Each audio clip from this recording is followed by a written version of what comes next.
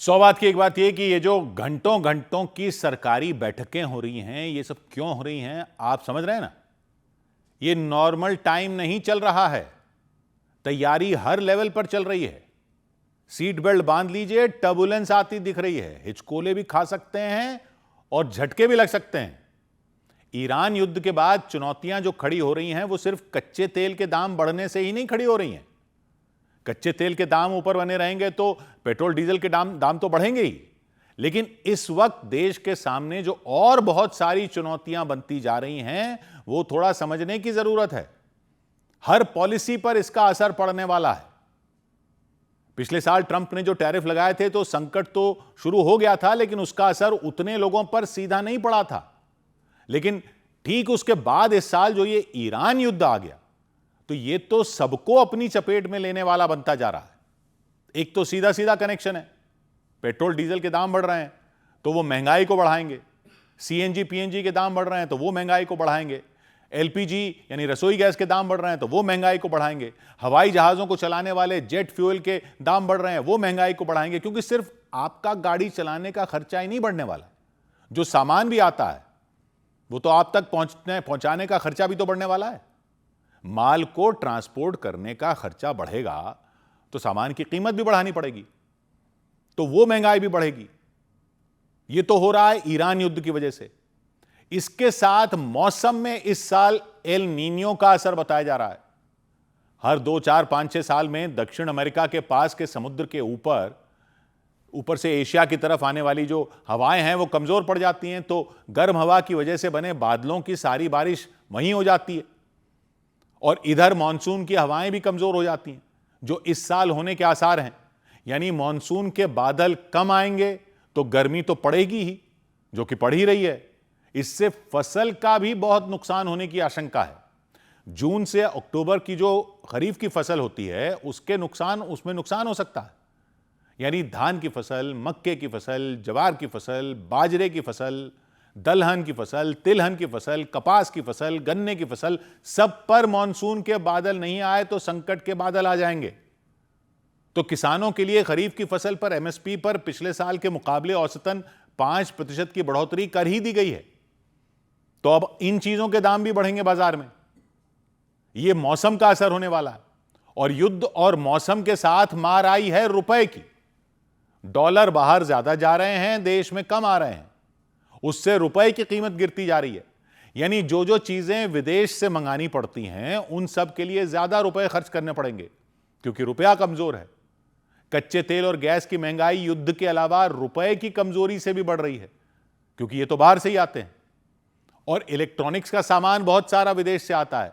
मतलब सिर्फ electronics item ही नहीं, इलेक्ट्रॉनिक्स आइटम देश में बनाने के लिए जो सेमीकंडक्टर चिप्स होती हैं और भी कई पुर्जे होते हैं वो बाहर से आते हैं, तो वो सब महंगे हो रहे हैं।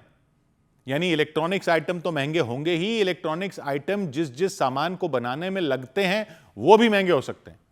जैसे गाड़ियों में भी बहुत सारे इलेक्ट्रॉनिक्स के पुर्जे लगते हैं, तो वो सब महंगे हो जाएंगे। यानी हर तरह का सामान अगर इन सब वजहों से महंगा होगा तो महंगाई बढ़ने की आशंका बनी हुई है और महंगाई दर बढ़ती हुई दिख भी रही है। जब महंगाई बढ़ती है तो डबल चुनौती खड़ी हो जाती है रिजर्व बैंक के सामने कि ब्याज दरों का क्या करें। क्योंकि अगर समझो कोई चीज पिछले साल 100 रुपए की थी, इस साल 105 की है, तो महंगाई हुई 5%। ब्याज दर को इससे ज्यादा रखना पड़ता है, तभी तो कोई पैसा ब्याज पर रखेगा। अगर 100 रुपए का सामान 105 का हो रहा हो तो ब्याज 5 रुपए से तो ज्यादा मिलना चाहिए, तभी तो फायदा है। नहीं तो अगर ब्याज पर पैसा जमा किया और उतना भी ब्याज नहीं मिला जितनी महंगाई बढ़ गई तो क्या फायदा। लेकिन अगर महंगाई बढ़ने पर ब्याज दर बढ़ानी पड़ गई, जिसके आसार हैं, तो सिर्फ आपकी ईएमआई बढ़ने का मामला नहीं है। बड़े कर्ज तो उद्योग लेता है, कर्ज लेकर काम धंधे में निवेश किया जाता है और फिर मुनाफा कमाकर कर्ज चुकाया जाता है। फिर काम को और बढ़ाने के लिए और कर्ज लिया जाता है, फिर और बड़ा कारोबार किया जाता है और ज्यादा लोगों को रोजगार देने का मौका मिलता है और ऐसे ही पहिया चलता रहता है। लेकिन अगर कर्ज महंगा हो जाता है ब्याज दरें बढ़ने पर, तो कारोबार में कम कर्ज लेने की कोशिश होती है। जो सामान बनाते हैं उसमें ब्याज चुकाने का पैसा भी शामिल होता है, वो सामान भी महंगा बनने लगता है। कारोबार बढ़ाने का खर्चा भी बढ़ जाता है क्योंकि कर्ज महंगा हो जाता है, तो रोजगार पर भी जाकर असर पड़ता है। यानी ये तो एक पहिया है, इधर घुमाओ तो गाड़ी आगे जाती है, उधर घुमाओ तो गाड़ी पीछे जाती है। तो युद्ध की वजह से और एल नीनियो की मौसम की मार की वजह से महंगाई बढ़ेगी तो ब्याज दरों को बढ़ाने की चुनौती खड़ी हो जाएगी। दरें नहीं बढ़ाई तो पैसा जमा कम होने का खतरा है, ब्याज दरें बढ़ा दी तो कर्ज महंगा होने की वजह से उद्योग धंधों के मुनाफे और कारोबार पर असर बढ़ने की आशंका है। और इतना ही नहीं, अभी और भी चुनौती है, सुनते जाइए। पिछले ही साल याद होगा आपको, टैक्स में कटौती की गई थी, जीएसटी में भी बदलाव किए गए थे। उसके पीछे कोशिश यह थी कि टैक्स देने के बजाय लोगों के हाथ में ज्यादा पैसा रहेगा तो वो उसको खर्च करेंगे। लोग पैसा खर्च करेंगे तो सामान खरीदेंगे, सामान खरीदेंगे तो मांग बढ़ेगी, मांग बढ़ेगी तो उद्योग धंधे प्रोडक्शन बढ़ाएंगे, प्रोडक्शन बढ़ाने के लिए निवेश करना होगा, निवेश करेंगे तो रोजगार भी बढ़ेगा। वो भी एक पहिया ही है। लेकिन फसल पर अगर मौसम का असर पड़ेगा तो गांवों में लोगों के हाथ तंग हो जाएंगे, तो वो खरीद कम करेंगे, गांवों में मांग कम बढ़ेगी। शहरों में तेल की महंगाई लोगों के हाथ तंग कर सकती है कई तरीकों से, जैसा हम बात कर ही चुके हैं। तो शहरों में भी मांग बढ़ने पर संकट है। तो टैक्स दरें जो कम की थीं, यह सोचकर कि मांग बढ़ेगी तो ज्यादा कमाई होने से ज्यादा टैक्स आ जाएगा और दरें कम करने से जो नुकसान होने वाला था वो उससे पूरा कर लिया जाएगा, वो अब होना उतना ही मुश्किल दिख रहा है। यानी सरकार के पास भी खर्च करने के लिए उतना पैसा लाने की चुनौती है जितना सरकार ने सोचा हुआ था कि टैक्स से आ जाता। तो सरकार के पास भी पैसा कम आएगा, तो सरकार भी योजनाओं में ज्यादा पैसा नहीं लगा पाएगी। वो एक अलग चुनौती खड़ी हो गई है। पेट्रोल, डीजल और गैस के दाम लोगों के लिए कम करने के लिए अगर सरकार उन पर टैक्स कम करती है, पेट्रोल, डीजल, गैस पर अगर एक्साइज वगैरह कम करती है, तो सरकार के पास और कम पैसा आएगा योजनाओं के लिए। वो टैक्स कम नहीं करती है तो लोगों पर और मार पड़ेगी। ऊपर से खाद का एक अलग संकट खड़ा हो रहा है। खाद भी युद्ध की मार झेल रही है क्योंकि खाद बनाने के लिए भी गैस चाहिए। अब खाद की कमी से फसल पर असर पड़ने का डर है।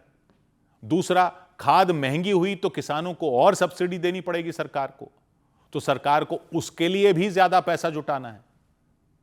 यानी वो सर्कस में देखा है ना आपने, या जैसे मेले में भी देखा होगा, साइकिल के एक पहिए पर बड़ा सा बांस लगाकर उस पहिए को खंभों के बीच बंधी हुई रस्सी पर चलाते हैं। वैसा बैलेंस बनाने की चुनौती है। थोड़ा सा भी अगर इधर उधर होने पर रस्सी पर पहिया बहुत जोर जोर से डोलने लगता है, फिर पूरी रस्सी ही डोलने लगती है। वैसी हालत है इस वक्त। अब बांस को बहुत ध्यान से संभाल कर फिर से बैलेंस बनाना है और रस्सी पर पहिया चलाते हुए दूसरे छोर तक पहुंचना है। बांस बैलेंस करने में जरा सा भी इधर उधर हुए ना तो न रहेगा बांस और छूट न जाए गाड़ी। 100 बात की एक बात।